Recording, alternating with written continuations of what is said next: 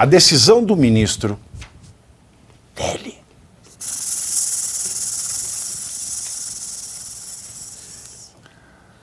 Alexandre de Moraes,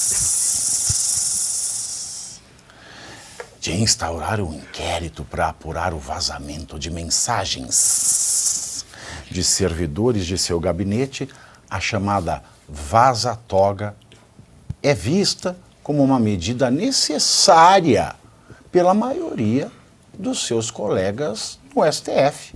Segundo o jornal Estado de São Paulo, esses ministros concordam sobre a gravidade do caso, a gravidade do vazamento. E não a gravidade do que está revelado. Bom, a gravidade do caso e a importância da Gestapo investigar o episódio. Não é Polícia Federal investigar o episódio. 3 ministros revelaram que houve consulta de Moraes aos outros magistrados sobre o caso. O inquérito é sigiloso e foi aberto por iniciativa da própria vítima, do próprio ministro, sem requerimento de órgãos de investigação como o Ministério Público Federal. Por outro lado, o inquérito preocupa outros nomes do STF. De acordo com a CNN, alguns ministros da corte avaliam que Moraes dobrou a aposta, quando, na verdade, era preferível evitar novos desgastes neste momento. A avaliação é de que as críticas a Moraes já estavam diminuindo e que a abertura da investigação estava diminuindo. E a abertura da investigação mantém o caso nos holofotes, até porque Moraes será o relator de um caso que envolve ele próprio. Ele próprio. Agora, você veja bem, inquérito do vazamento, inquérito vai pôr a Folha no inquérito, o que vai querer esse inquérito? Quebrar a garantia constitucional do sigilo da fonte, do jornalista? Porque é só isso que pode. Qual é a finalidade? A quebra do sigilo da fonte. Da mesma, porque o Alexandre ele não se preocupa com isso. Ele já fez isso. Quando a CNN publicou aquelas imagens do 8 de janeiro, isso eu não contei para ninguém. Eu não contei para ninguém na época, porque a fonte, né, era do mesmo lugar que eu trabalhava. Quando a CNN vazou aquelas imagens, transmitiu aquelas imagens que foram entregues a ela, sob sigilo da fonte, que a Constituição garante que qualquer país democrático, decente, sério, adota, o dono da emissora foi obrigado a revelar ao ministro quem é que entregou.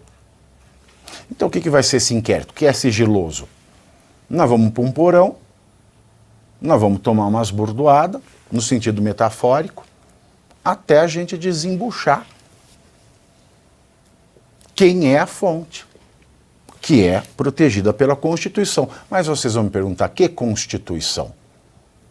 Aquela que, na falta de papel, Moraes usou para limpar o seu popô depois de uma diarreia provocada por xenical?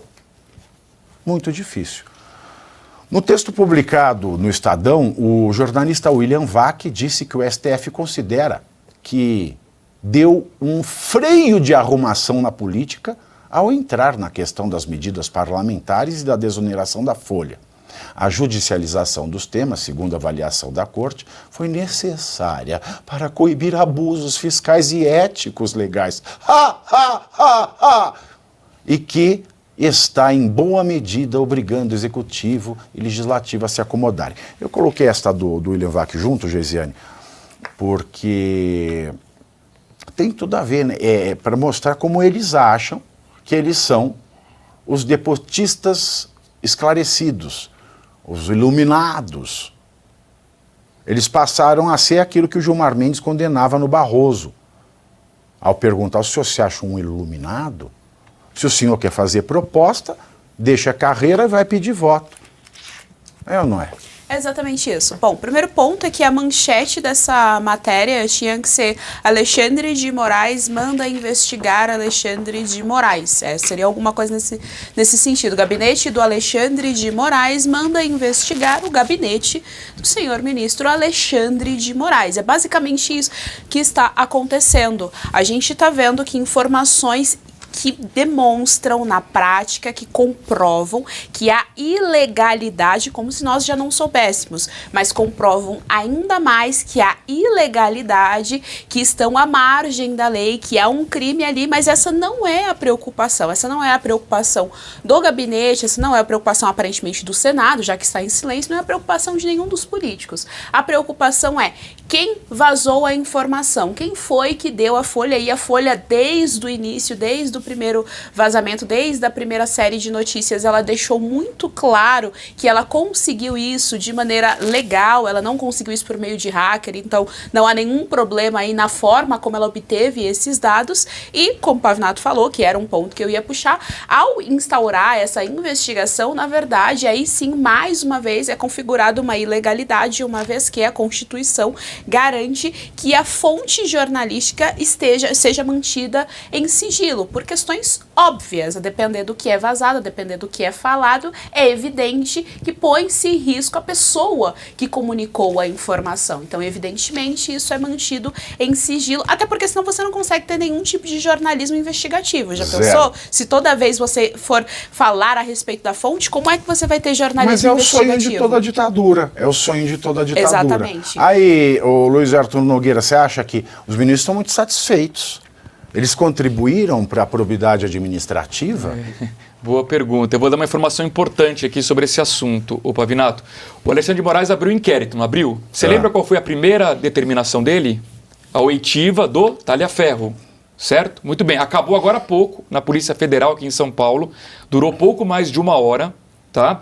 E ele nega que foi ele que vazou o conteúdo. Ele disse que quando ele foi detido no dia 9 de maio de 2023, ele entregou o celular para a Polícia Federal e o celular ficou lacrado. 6 dias depois, portanto no dia 15 de maio de 2023, ele recebeu o celular de volta. Isso tudo ele disse agora? É agora. Porque, ó, a gente ia falar, mas já continua, já pega esse gancho. Porque ele foi intimado para depor hoje na Vaza Toga, o ex-chefe lá do assessor de combate à desinformação do TSE, o Eduardo Talhaferro, ele obteve acesso aos autos do inquérito aberto por Moraes, já que, segundo a sua defesa, ele foi surpreendido com a instauração do processo com intimação para prestar depoimento na sede da Polícia Federal em São Paulo. Com o material em mãos, Talhaferro, né, falou então a Polícia Federal. Pode continuar. Só para a gente colocar aqui. Claro, o contexto, né? Ele falou pouco mais de 1 hora, negou que tenha vazado as informações e ele explicou a questão do celular. No dia 9 de maio do ano passado, o celular dele foi apreendido, lacrado. 6 dias depois foi devolvido. Segundo o Talhaferro, foi devolvido deslacrado e corrompido. E o que ele fez com o celular, segundo ele, que era um iPhone 14, ele jogou fora o celular. Essa foi a explicação do Talhaferro. Insisto, ele nega que foi ele que tenha vazado, só que o celular sumiu, ele simplesmente jogou fora e, segundo ele, o celular foi corrompido durante os 6 dias em que esteve sob o poder da Polícia Federal. Aliás, que não jogaria fora? Você ficaria com um objeto eletrônico devolvido pela Gestapo na sua casa, Marcelo Bella? Bem, no que diz respeito ao Tagliaferro, né, ele em 2023 ele foi preso e acusado por agredir a esposa e ainda fazer um disparo de arma de fogo. Né? Logo no dia seguinte ele foi exonerado do cargo. Né? Em 2023, 2.600 mulheres foram vítimas de feminicídio no país. Né? Tem muito agressor de mulher por aí que gosta mesmo de jagunço, viu? Eu e a população brasileira queremos crer... Não fala assim que o filho do presidente é agressor de mulher, hein? O filho do presidente, ele bate com a mão aberta. Eu sei que o filho do ex-presidente é corintiano, né? Que talvez todo corintiano possa fazer isso, segundo o próprio presidente. Não, ele fez. Autorização. A mulher foi na delegacia, tá toda roxa. Aí, mas ninguém falou nada. Tem, corintiano roxo. Claudinho! Corintiano roxo. Exato. Bom, eu e a população, né? brasileira, queremos que na Suprema Corte brasileira ainda tem alguém engajado com o bem da sociedade brasileira. Né? Não é possível, né, que a coisa seja feita dessa forma que nós estamos vendo. Né? Quanto aos colegas consultados no STF, é óbvio que todos vão afirmar que foram contra, né, aquele tipo de atitude de Vossa Excelência, né? E aí tem uma das conversas que cita uma bruxa, mas que nós não sabemos quem é a tal bruxa, né? Que diz que não tem bom senso e tudo mais, né? Personagem citada nas conversas vazadas aí. E agora parece que no dia do folclore é a Cuca, né? Essa bruxa deve ser a Cuca desesperada lá no sítio do Pica-Pau Amarelo. Sobre a preocupação dos ministros, né? O que está em jogo... Você desconfia quem é a bruxa? Não desconfio quem seja a bruxa, viu? Eu sei que ela o Frota tá solta. eu sei quem é. Olha, a bruxa eu sei que está solta, mas eu não sei quem é. A bruxa está solta. Agora, o que está em jogo agora é a reputação da Suprema Corte, né, e da própria legitimidade do governo brasileiro. Porque nós estamos falando de atos realizados antes e depois das eleições e durante as eleições. Na Roma Antiga, quando as pessoas contraíam cólera ou qualquer tipo de doença, chegando a hanseníase ou lepra, né? Lepra. As pessoas eram abandonadas, presas, isoladas em cavernas e morriam agonizando de dor. E a gente está vendo isso agora. Tem gente aí que está sendo considerado leproso e agora vai ser abandonado para morrer agonizando, né? Agonizando. O maior efeito, né? O maior efeito colateral é o seguinte: o ministro, Vossa Excelência Alexandre de Moraes, ele quer saber como é que as conversas pessoais deles com os seus assessores foram parar num jornal. Ele quer saber. Ele tem essa prerrogativa de querer saber. Se eu estivesse no lugar dele, eu também estaria curioso para saber como isso aconteceu, né? Agora, o maior efeito colateral, Pavinato, quando os juízes viram ativistas políticos, é a própria política, que ama traições e odeia traidores. E para finalizar, o que eu quero dizer é o seguinte: os juízes têm que ser mais juízes no Brasil. Isso evitaria tanta instabilidade jurídica que nós, empresários, a população brasileira está passando nos países de hoje. E a segurança jurídica, inclusive, é um direito fundamental do nosso artigo 5º da Constituição, né, professor? Pavinato, foram colocados vários elementos aqui e eu vou pegar alguns ganchos, tá? Primeiro, o Alexandre de Moraes desejar saber como as conversas vazaram, isso por si só já mostra a deturpação de um processo, e eu diria sinceramente que não é mais nem a legitimidade desse governo, Marcelo. Eu concordo contigo, a legitimidade do Estado brasileiro. O nosso Estado não existe mais. O nosso Estado, ele passou a ser um conjunto de instrumentos para o uso dessas personalidades que estão ocupando determinados cargos e têm acessos para burlar a lei, desvirtuar a lei, reinterpretar a lei, criar leis que não podem ser criadas e assim utilizar o seu bel prazer de acordo com seus interesses. Ele buscar saber quais são, como que vazou, isso já demonstra, o uso total e a instrumentalização do que nós temos dos órgãos do Estado propriamente dito em seu benefício próprio. Qual seria o procedimento correto? Primeiro, como a Geise trouxe, é investigar o caso e não como vazou. Porque se você investiga o caso, qualquer pessoa que tem um mínimo de senso diria assim: opa, é um problema, vamos saber o que é esse fogo. Ao invés de estar dizendo como que a fumaça foi para tal ou qual lado.